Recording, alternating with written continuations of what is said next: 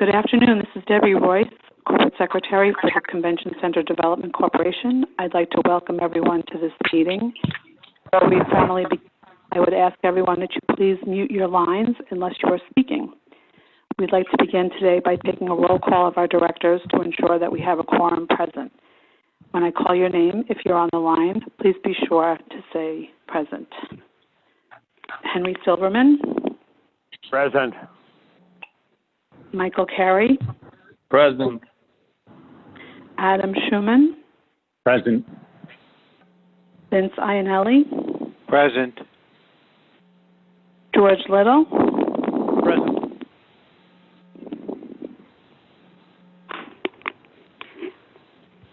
Mr. Little. Yes, present. Thank you. Mr. Perlman. Present. And Mr. Sunis. Hi, good afternoon, everyone. Good afternoon. Okay, thank you very much, Chairman Silverman. We have a quorum present, and you can begin. Good afternoon. I will now call to order the meeting of the directors of the New York Convention Center Development Corporation for Wednesday, June 24th, 2020. Before we get started, I will ask that everyone please mute their phone until you are ready to speak. Also, for the record, I will ask that anyone wishing to speak, please be sure to state your name before you begin. I'd like to note for the record that due to the public health concerns and as authorized by an executive order of the governor, this meeting will be conducted by teleconference. I will also note for the record that the public was given the opportunity to comment on today's agenda by submitting their written comments by 5:30 p.m. yesterday. I'd like to say for the record that no comments were received from the public. The directors have received the relevant written materials in advance of today's meeting and are free to ask questions at any time. Before we begin with the substantive portion of the meeting, I would like to ask the directors whether anyone has any potential conflict of interest with respect to any of today's agenda items. If so, I'd ask you to please make an appropriate disclosure on the record at this time. We will then be sure that you may record yourself or may recuse yourself from any discussion or vote with regard to such item. Hearing no conflicts for the record, I will now ask Robin Stout This is Adam Schuman. Mention the matter that needs to be voted upon. Robin? This is Adam Schuman. Just for the record, I will be recusing myself from voting on the resolution before the board today. Okay, Thanks so much for noting that, Mr. Schuman.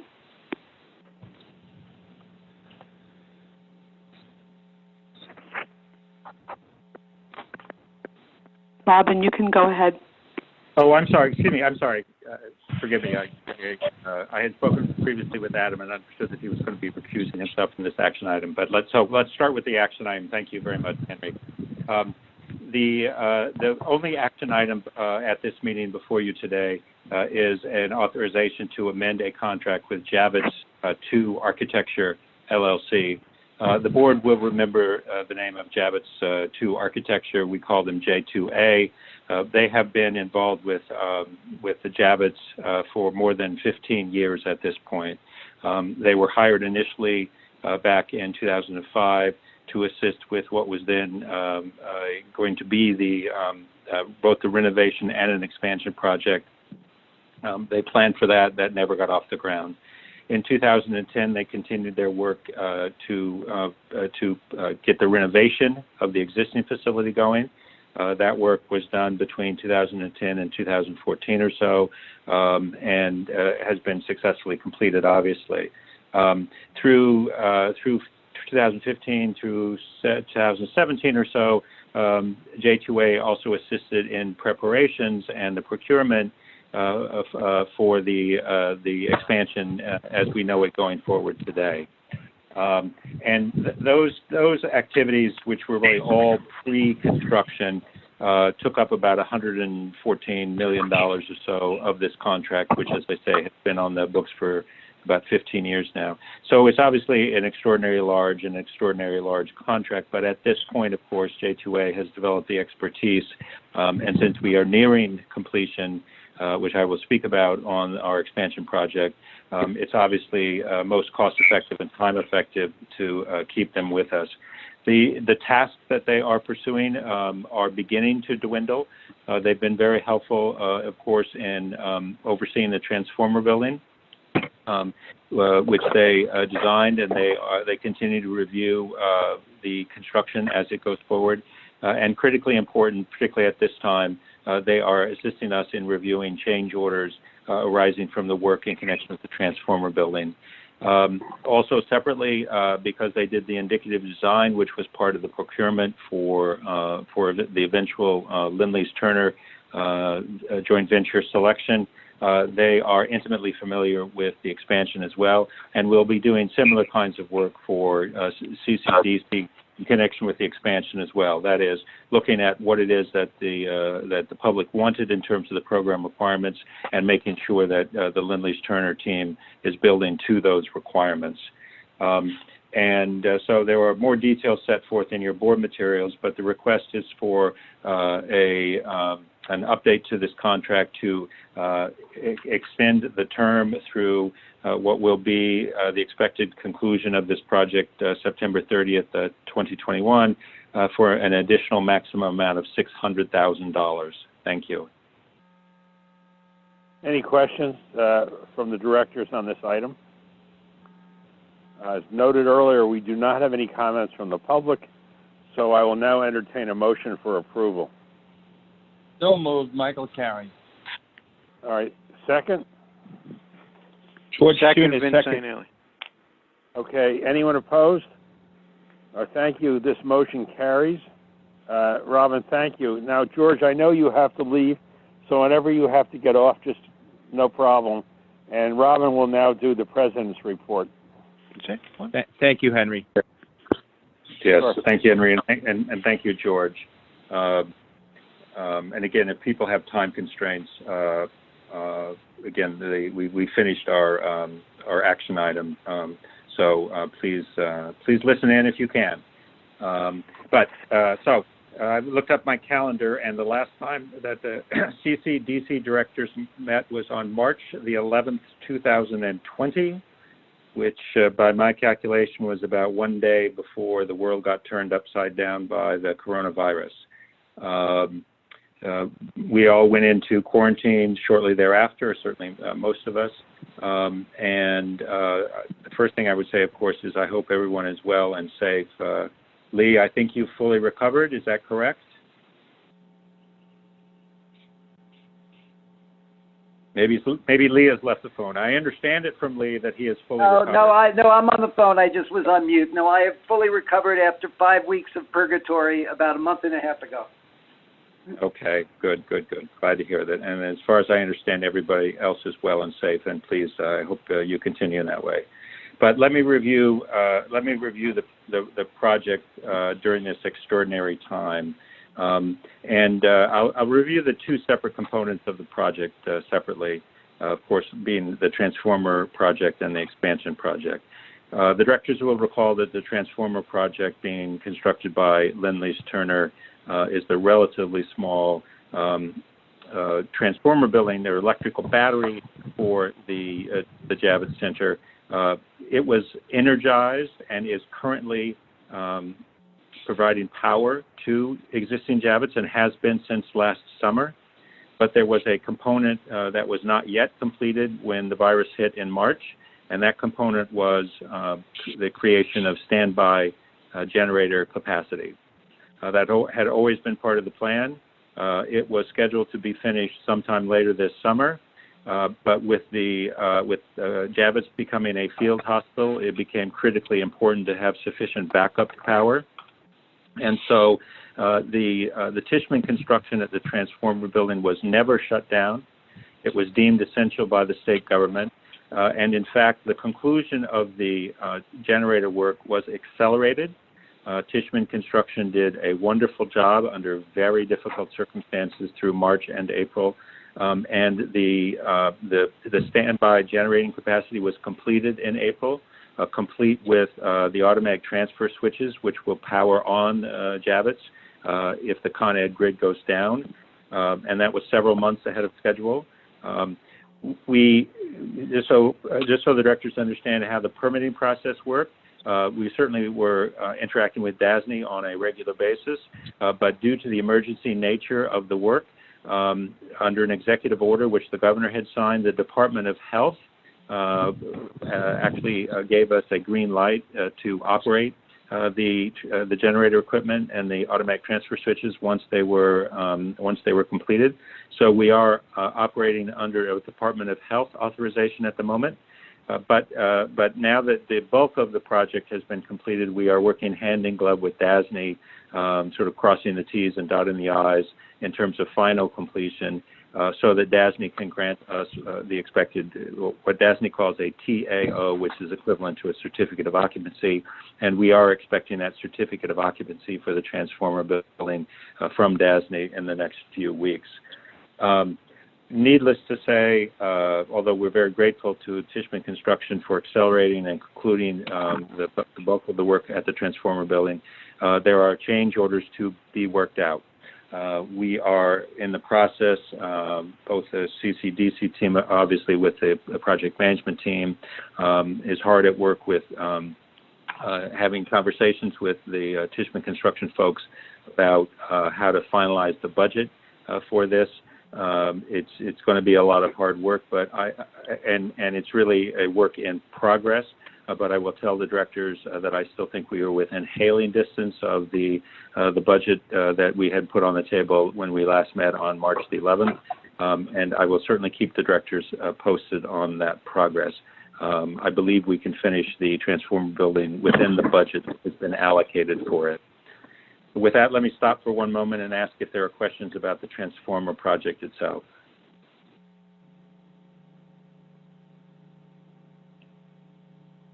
Okay, now to the main event, the Lindley's-Turner expansion project. The Lindley's-Turner expansion project was directed by the state government and CCDC to shut down at the end of March. Deemed to be non-essential, went into hibernation, quarantine, pause, along with the rest of the construction, most of the rest of the construction in New York City.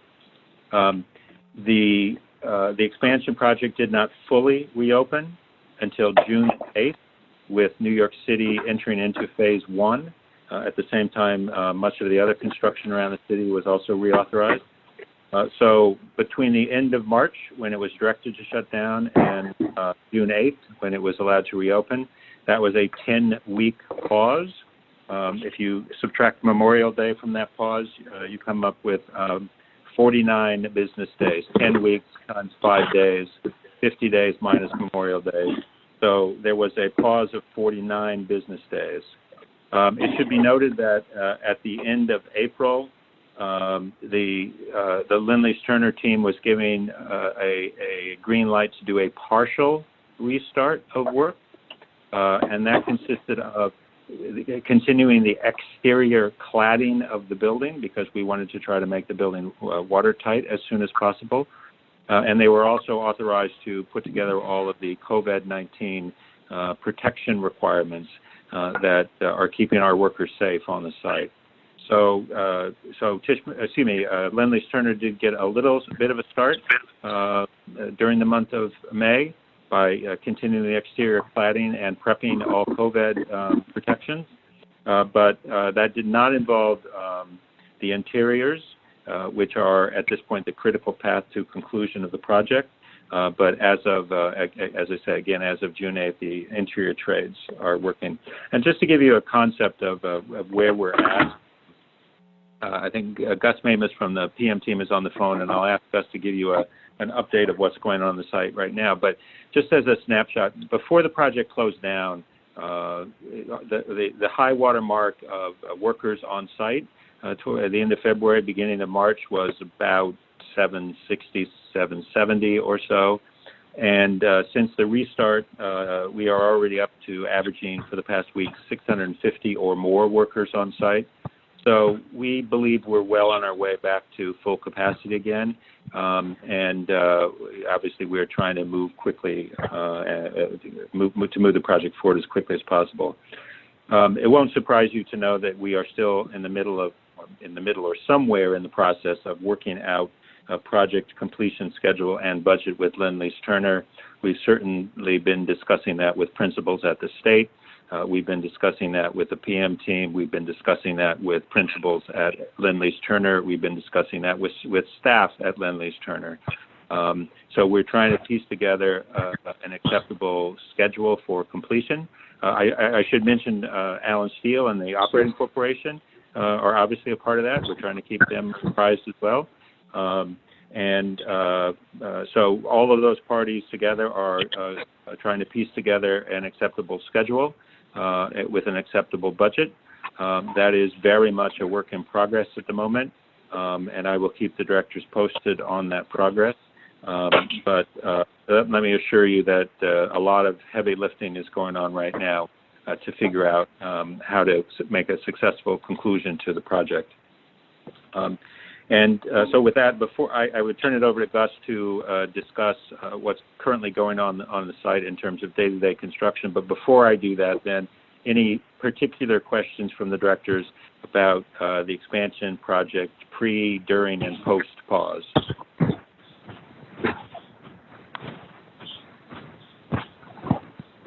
Okay, Gus, did you make it on the line? I did. Thank you, Robin. Good afternoon, everyone. Just to give you a brief update as to what is currently going on the project on site. As Robin mentioned, we've made a quick recovery from the shutdown that took place through through all of April and most of May, all of May, the first week of June. To date, thankfully due to the early partial restart to push the cladding of the building with the goal of getting it enclosed prior to the winter months.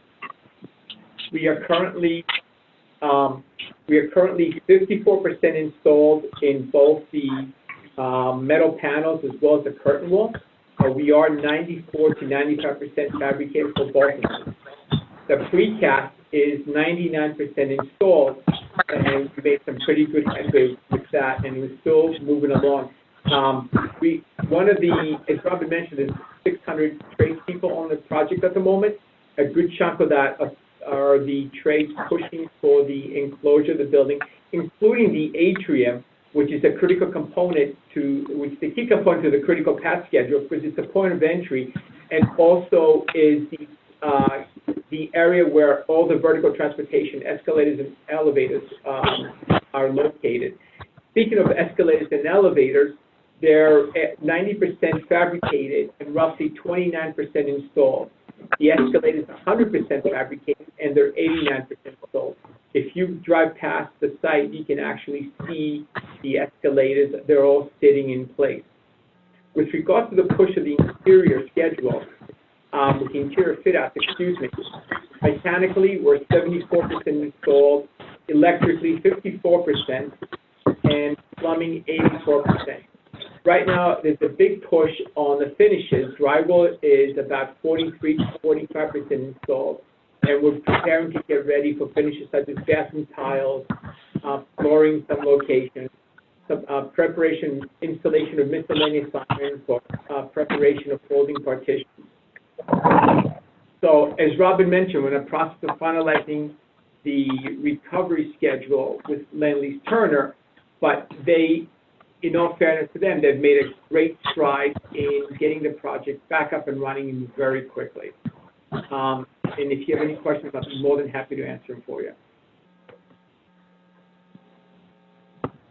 Okay, in that case, thank you. Okay, are there any more questions for either Robin or Gus or anyone else?